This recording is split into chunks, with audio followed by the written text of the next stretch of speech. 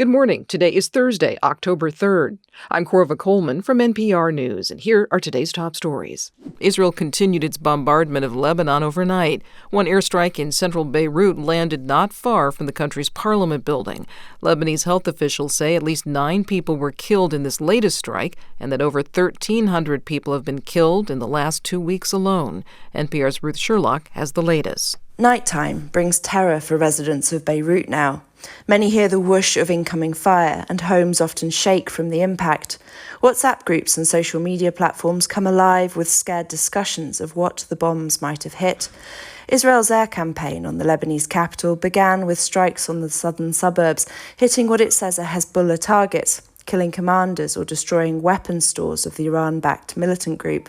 Thousands of civilians fled those areas, with many taking shelter in homes or just sleeping on the streets of central Beirut. But gradually, the air campaign is extending to targets across the city. Lebanese state media say the offices of a local health authority were hit in this latest strike, and 2 volunteer medics are among the dead. Ruth Sherlock, NPR News. In the U.S., nearly 500,000 residents in northeast Tennessee are being told to conserve water. The remnants of Hurricane Helene damaged and broke water lines. From member station WUOT, Jackie Sieber has this report. Residents in 9 counties are advised to avoid using water for non-essential purposes, such as washing clothes. April Grippo is the director of the Division of Water Resources at the Tennessee Department of Environment and Conservation. We're asking for conservation so that we conserve water, and hopefully that will last as long as possible. While the repairs are made, service is restored, we're able to sample the water and ensure that it is safe to drink. Grippo says crews continue to work to restore water services. As of Wednesday afternoon, nearly 20 towns across the affected region have also been placed under a boil water advisory until further notice.